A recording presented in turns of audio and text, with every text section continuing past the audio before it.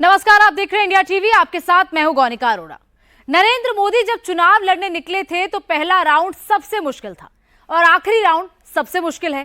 पहले फेज में नरेंद्र मोदी के सामने तमिलनाडु था और 7वें फेज में मोदी के सामने कोलकाता है।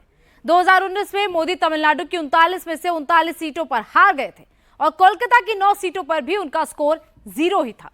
लेकिन 7वें राउंड की वोटिंग से पहले आज मोदी ने बहुत बड़ा दावा कर दिया।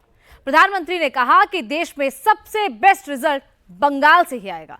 मतलब 80 सीटों वाले यूपी से नहीं, 48 सीटों वाले महाराष्ट्र से भी नहीं, 40 सीटों वाले बिहार से भी नहीं। मोदी को सबसे ज्यादा उम्मीद बंगाल से है। इसका मतलब यह है कि 4 जून को बंगाल चौंकाएगा। मगर यह तब तक नहीं होगा जब तक मोदी कोलकाता ना जीत ले। आज कोलकाता की सड़कों पर एक फाइटर और एक स्ट्रीट फाइटर की जो जंग देखने को मिली है, उसका रिजल्ट क्या होगा? ये रिजल्ट नरेंद्र मोदी के लिए गुड होगा या वेरी गुड होगा, बताते हैं आपको इस रिपोर्ट में।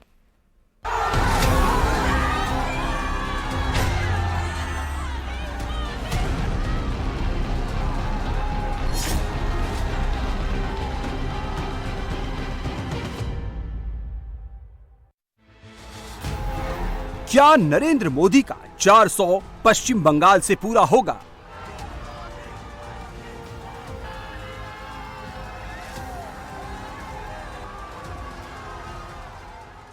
इस बार पूरे हिंदुस्तान में द बेस्ट परफॉर्मिंग स्टेट कोई होगा, द बेस्ट परफॉर्मिंग स्टेट कोई होगा तो पश्चिम बंगाल होने वाला है। पश्चिम बंगाल के बारे में नरेंद्र मोदी जो कह रहे हैं उसका बेस क्या है?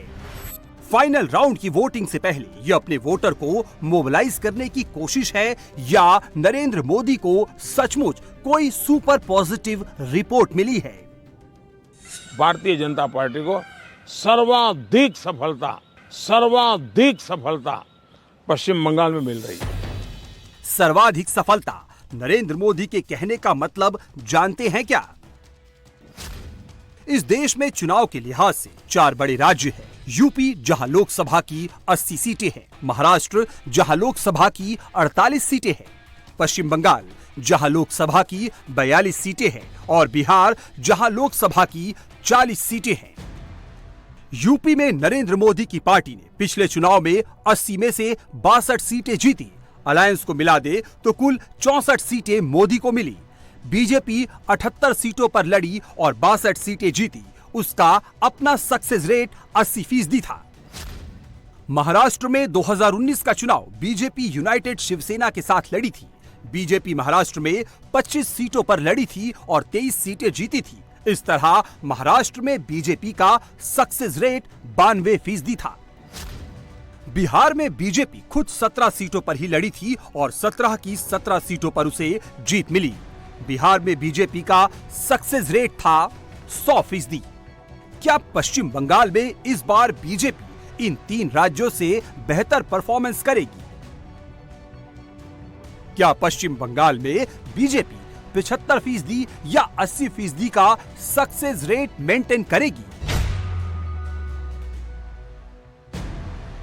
नरेंद्र मोदी की पार्टी पश्चिम बंगाल की सभी 42 सीटों पर चुनाव लड़ रही है।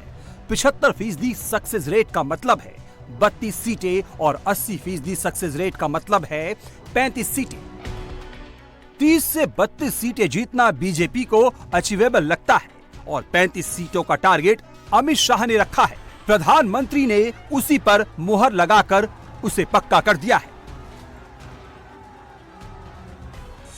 बंगाल के चुनाव में टीएमसी पार्टी अस्तित्व की लड़ाई लड़ रही है। आपने देखा होगा पिछले असेंबली के चुनाव में हम 3 थे, 3 में से बंगाल की जनता ने हमें 80 पर पहुंचा दिया। हमें लोकसभा के अंदर भारी बहुमत पिछले चुनाव में मिला था। इस बार पूरे हिंदुस्तान में द बेस्ट परफॉर्मिंग स्टेट कोई होगा तो पश्चिम बंगाल होने वाला है। भारतीय जनता पार्टी को सर्वाधिक सफलता पश्चिम बंगाल में मिल रही है और पश्चिम बंगाल का चुनाव एक तरफा है।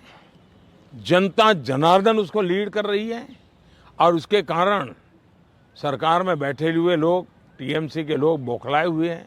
लगातार हत्याएं हो रहे हैं, हमले हो रहे हैं, भाजपा कार्यकर्ताओं को चुनाव के पहले जेलों में बंद कर दिया जा रहा है। इस सारे जुल्मों के बावजूद भी मतदान भी जनता ज्यादा कर रही है और वोट भी ज्यादा हो रहा है। पश्चिम बंगाल में बीजेपी बढ़ती हुई पार्टी है। 2009 में बीजेपी यहां 10% वोट शेयर वाली पार्टी थी। 2014 में बीजेपी पश्चिम बंगाल में 17% वोट शेयर वाली पार्टी हो गई। 2019 में उसका वोट शेयर बढ़कर 40% के ऊपर चला गया। ममता बनर्जी की पार्टी पश्चिम बंगाल में सरकार चला रही है। उसके पास एब्सोल्यूट मेजॉरिटी है। दीदी आयरन हैंड से सरकार चलाती है। ममता बनर्जी के पास अपना काडर बेस है। वोट शेयर के मामले में पश्चिम बंगाल की नंबर 1 पार्टी टीएमसी ही है। बंगाल में बीजेपी बढ़ी जरूर है, लेकिन टीएमसी का वोट शेयर नहीं घटा है। 2009 में टीएमसी 31% वोट शेयर वाली पार्टी थी। 2014 के मोदी लहर में भी टीएमसी का वोट शेयर बढ़कर 39.8% हो गया। 2014 के मुकाबले 2019 में टीएमसी का वोट शेयर और बढ़ा और वो 43% से ऊपर निकल गई। बंगाल में बीजेपी बढ़ी है, मगर उसने लेफ्ट का बचा खुचा वोट और कांग्रेस के वोटर को ही अपनी ओर खींचा है। ममता बनर्जी ने अब तक बंगाल का किला बचा कर रखा है। पश्चिम बंगाल में BJP maximum to maximum 40% vote share वाली पार्टी है। टीएमसी 48% तक पहुंच जाती है। 2019 के लोकसभा चुनाव में बीजेपी ने बंगाल में 40.7% वोट हासिल किया था, तो 2 साल बाद 2021 के विधानसभा चुनाव में बीजेपी का वोट शेयर बढ़ने के बजाय घट गया। 2021 में बीजेपी को 38.2% वोट मिले, यानी 2.5% वोट का शुद्ध घाटा। 2021 के विधानसभा चुनाव में टीएमसी ने 48% वोट हासिल किया, तो 2024 में अलग क्या हो जाएगा? पश्चिम बंगाल में बीजेपी का परफॉर्मेंस सबसे बढ़िया कैसे हो जाएगा? ममता बनर्जी तो कहती हैं कि इस बार वो बीजेपी को उखाड़ फेंकेंगी। हम हिम्मत का साथ काम करते हैं, इसके लिए मैं कहना चाहूंगी, मेरे को लिए जो भी आपको जो भावना है ये आपका भावना है, लेकिन मेरे को भावना है मुद्दा लाख बुरा चाहे तो क्या होता है, वही होता है जो मंदिर खोला होता है। आज भी याद रखना, बांग्ला ही रहा है। इसी के लिए हम अगर सीपीएम को ऊपर उखाड़ दे सकते थे तो हम बीजेपी को भी उखाड़ देंगे। ये हमारा वादा है, ये हमारा वादा है, ये हमारा वादा है। चलिए बंगाल के और अंदर घुसते हैं। प्रधानमंत्री ने जब बंगाल में बेस्ट परफॉर्मेंस वाला बयान दिया, तो बंगाल में आखिरी फेज का चुनाव बचा है।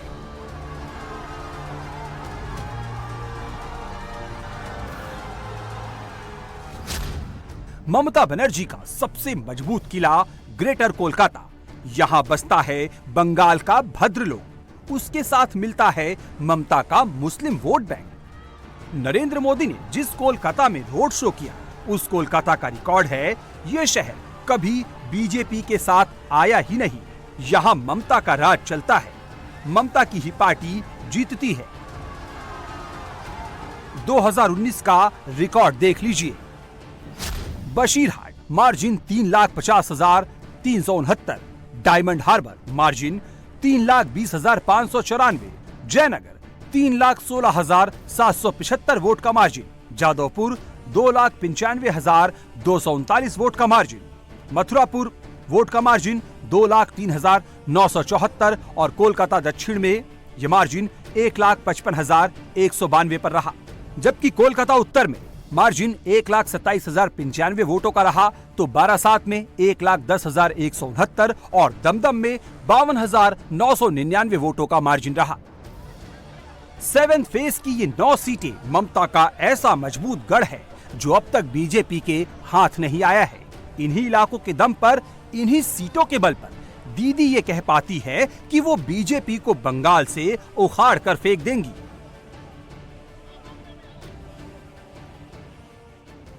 आगे बोल तो कि ममता जी तो बंगाल में दुर्गा पूजा नहीं करने देता। कि बोलेছে কি বলেনি? কতবার বলেছে? बोले कि बोले नहीं, ममता जी तो बंगाल में सरस्वती पूजा भी नहीं करने देता। और সেই বাংলা ইউনেস্কোর ওয়ার্ল্ড হেরিটেজ পেয়ে একদম ওয়ার্ল্ড ডেস্টিনেশন পেয়ে মুখে ঝামা ঘষে দিয়েছে বিজেপি, যে দেখ কেমন লাগে। উনি নাকি কালা ধন আনবেন, 10 বছর আগেও বলেছিল কালা ধন আনবেন, নোটবন্দি করবেন। একটা কালো ধন আনতে পেরেছেন না? নিজে সব মাফিয়াগুলোকে ওয়াশিং মেশিনে, ভাজপা ওয়াশিং মেশিনে ঢুকিয়ে কালোকে সাদা করেছেন আর দেশটাকে কারাগারে পরিণত করে দিয়েছেন, দেশটাকে জেলখানা পরিণত করে দিয়েছেন। 1 जून को बंगाल की जिन 9 सीटों पर वोट पड़ेंगे वहां दीदी का 50-50 हजार 60-60 हजार वोट भी अगर बीजेपी की तरफ चला गया तो भी ज्यादा फर्क नहीं पड़ने वाला। 53,000 वोट मार्जिन वाला दमदम हिल जाए तो हिल जाए, ममता की बाकी सीटें नहीं हिल पा रही हैं। ममता बनर्जी हर पॉलिटिकल फाइट को हेड ऑन लेने वाली महिला है। जिस दिन मोदी ने नॉर्थ कोलकाता में रोड शो किया, उसी दिन ममता बनर्जी ने साउथ कोलकाता में पैदल मार्च शुरू कर दिया। ममता बनर्जी के पैदल मार्च में बीजेपी के रोड शो जैसी तड़क भड़क नहीं होती। ममता के मार्च में फूलों की बारिश नहीं होती, डीजे वाला म्यूजिक नहीं होता, फिर भी कोलकाता के लोगों तक दीदी का मैसेज बखूबी पहुंच जाता है। जो काम राहुल गांधी नहीं कर पाते, जो काम अखिलेश यादव, तेजस्वी यादव नहीं कर पाते, जिस काम को करने में केजरीवाल की हिम्मत जवाब दे जाती है, जो काम शरद पवार और उद्धव के वश में नहीं, ममता वो काम एकदम नेचुरल वे में कर लेती है। ये ममता की स्ट्रेंथ है, ममता का अनुशासन है, जिसे कोलकाता लाइक करता है। मोदी ये जानते हैं, फिर भी पूरा जोर लगा रहे हैं। पहले मैंने गारंटी दी थी, न खाऊंगा न खाने दूंगा। अब मेरी गारंटी है, जिसने खाया है उससे बाहर निकालूंगा और जिसका खाया है उसको मैं लौटाऊंगा। टीएमसी के नेताओं के पास भी ये जो नोटों के पहाड़ निकले हैं, एक एक रुपये का हिसाब होगा। जिसका लूटा है उसको वापस कैसे मिले, इसके लिए मैं कानूनी रास्ते बना रहा हूं। 4 बड़े राज्यों में बंगाल ही वो राज्य है जहां मोदी ने सबसे ज्यादा मेहनत की है। ऐसा नहीं है कि इसका फल नहीं मिला, बीजेपी को मोदी की मेहनत का ही फल मिला है और भरपूर मिला है। साउथ बंगाल को छोड़कर हर रीजन में बीजेपी मजबूत हुई है। वर्धमान में बीजेपी और टीएमसी 50-50 है। 4 सीटें तृणमूल को तो 4 सीटें बीजेपी को। जंगल महल में बीजेपी आगे है, यहाँ 3 सीटें तृणमूल के पास हैं तो बीजेपी 5 पर है। और इस बार तो जंगल महल की सभी 8 की 8 सीटों पर बीजेपी को अपना कब्जा होता दिख रहा है। सेंट्रल बंगाल में स्कोर 2-3 का है और नॉर्थ बंगाल में 0-4 का स्कोर बीजेपी के फेवर में है। नॉर्थ बंगाल में बीजेपी जम गई है, वहां ममता बनर्जी की पार्टी को भी पैर टिकाने की जगह नहीं मिल रही। मतुआ वोटर्स के प्रभाव वाले बानगांव और राणाघाट बेल्ट में भी बीजेपी अब टस से मस नहीं होने वाली। पुरुलिया, बांकुरा और मेदिनीपुर को मिलाकर बने जंगल महल में अभी जोर आजमाइश चल रही है। तामलुक, कांथी और घाटर जंगल महल की जो 3 सीटें तृणमूल के पास बच गई है, वहां बीजेपी का भगवा झंडा गाड़ने के लिए बीजेपी ने सुवेंदु अधिकारी को फुल पावर दे रखा है। तामलुक और कांथी अधिकारी परिवार की अपनी सीटें हैं। घाटल में भी एक अधिकारी ही सांसद है। 2019 में ये सीटें ममता की पार्टी ने जीती थी। इन सीटों पर मार्जिन का कोई मतलब नहीं है, क्योंकि सुवेंदु अधिकारी और शिशिर अधिकारी के साथ पूरा का पूरा टीएमसी काडर ही बीजेपी की तरफ शिफ्ट हो गया है। पश्चिम बंगाल की पॉलिटिक्स से बीजेपी को उखाड़ फेंकना ममता बनर्जी के लिए अब संभव नहीं रह गया है। 2024 में 2014 की तरह 34 सीटें जीत लेना भी ममता के लिए मुमकिन नहीं रह गया। इसे उलट कर देखें तो ये भी उतना ही सच है। बीजेपी के लिए भी ममता बनर्जी की पार्टी को जीरो करके बंगाल में क्लीन स्वीप करना मुमकिन नहीं है। ममता अपने गढ़ में ग्रेटर कोलकाता में कितनी स्ट्रांग है, इसे 2021 के विधानसभा चुनावों के नतीजों से समझाते हैं। मटिया बुर्ज असेंबली सीट ममता ने 1,19,604 वोटों से जीती। महेश तल्ला की सीट ममता की पार्टी ने 57,949 वोटों से जीती। कोलकाता पोर्ट सीट 68,554 वोट के मार्जिन से जीती।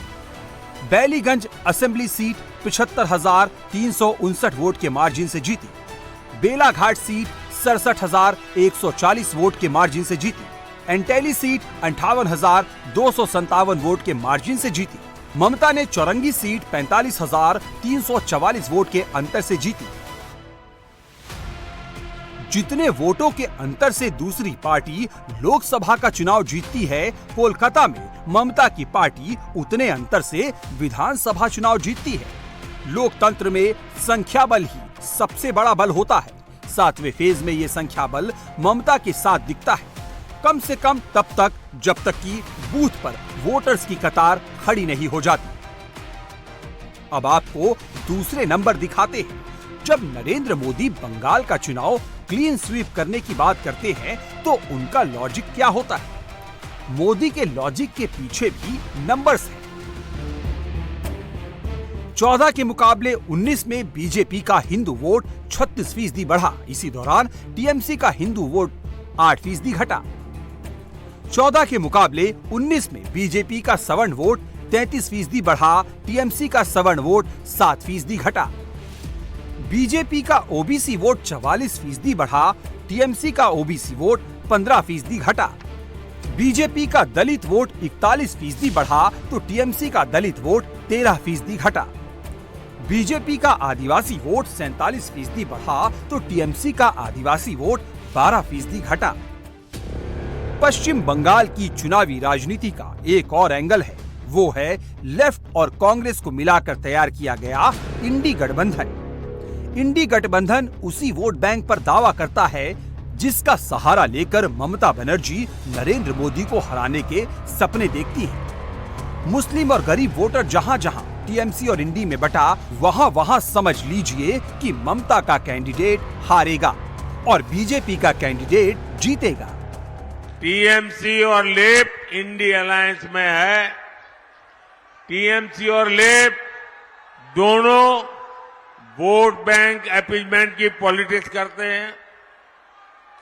इन दोनों पार्टियों ने पश्चिम बंगाल को करप्ट सिस्टम दिया, तोलाबाजों का सिस्टम दिया और सबसे बड़ी बात, ये दोनों पार्टियां एंटी डेमोक्रेसी है। पंचायत हो, विधानसभा हो, लोकसभा हो, कोई भी इलेक्शन बंगाल में बिना खून खराबे के पूरा नहीं होता। लोग जानते हैं कि सीपीएम को दिया हर वोट वो टीएमसी को ही जाएगा। सीपीएम यहां चुनाव लड़ रही है टीएमसी को मदद करने के लिए और पर्दे के पीछे इनका जो खेल चल रहा है ये एक ही सिक्के की दो बाजू है। और अभी यहां की मुख्यमंत्री मैडम ने घोषणा कर दी है कि वो दिल्ली में इनका समर्थन करेगी। अब मुझे बताइए, लेफ्ट वालों का वोट देकर के आप टीएमसी को मजबूत करेंगे क्या? करेंगे क्या? आप यहां जादवपुर में जाकर के 100 लोगों को पूछिए कि भाई किसकी सरकार बनेगी, 100 में से 90 लोग कहेंगे मोदी की सरकार बनेगी। अगर जब पक्का ही है कि मोदी की सरकार बनेगी तो वोट बर्बाद करना चाहिए क्या? वोट फालतू में जाने देना चाहिए क्या? 24 के बंगाल चुनाव को बड़े कैनवास पर देखते हैं। कांग्रेस के अलावा 5 ऐसी रीजनल पार्टियां ही हैं जो अपने दम पर 15-20 या उससे अधिक सीटें हासिल कर सकती हैं। एक है स्टालिन की पार्टी डीएमके, दूसरी है जगन मोहन की पार्टी वाईएसआरसीपी, तीसरी है नवीन पटनायक की पार्टी बीजेडी, चौथी है अखिलेश यादव की पार्टी एसपी और पांचवी है ममता बनर्जी की पार्टी टीएमसी। बीजेपी जैसी सेंट्रल पार्टी के लीडर के तौर पर नरेंद्र मोदी कभी नहीं चाहेंगे कि ये रीजनल पार्टियां ताकत जुटा पाए और केंद्र में उनकी सत्ता को चुनौती देने लायक नंबर हासिल कर सके। 24 के इन चुनाव में मोदी ने एक साथ सभी रीजनल पार्टियों को टारगेट किया। बंगाल में उनके निशाने पर हैं ममता बनर्जी। नरेंद्र मोदी को अच्छे से पता है कि उनका टारगेट वोटर कौन है। मोदी कोलकाता में रोड शो करने से पहले शारदा माई की बाड़ी पहुंचे और वहां पूजा अर्चना की। 2 दिन बाद 24 के चुनाव प्रचार का शोर पूरी तरह थम जाएगा। यूपी, बिहार, बंगाल, हिमाचल और पंजाब में एक साथ आखिरी दौर का मतदान होगा। प्रचार खत्म करने के बाद नरेंद्र मोदी ध्यान करने जाएंगे। मोदी ने ध्यान के लिए ये जगह चुनी है, कन्याकुमारी में विवेकानंद मेमोरियल का ध्यान मंडपम। 30 मई की शाम से 1 जून की शाम तक मोदी यहीं ध्यान करेंगे। आपके टीवी स्क्रीन पर जो वीडियो दिख रहा है, इसे मोदी ने अपने हेलीकॉप्टर से बनाया था। अप्रैल 2021 में मोदी कन्याकुमारी जा रहे थे, तभी विवेकानंद मेमोरियल का ये वीडियो शूट किया गया था। इस चट्टान पर स्वामी विवेकानंद ने 3 दिनों तक ध्यान किया था। ये दक्षिण भारत का अंतिम छोर है। यहाँ भारत के पूर्वी, दक्षिणी और पश्चिमी समुद्र तटों का मिलन होता है। 2019 में मोदी ने केदारनाथ की गुफा को चुना था। 2024 में मोदी ने कन्याकुमारी को चुना है।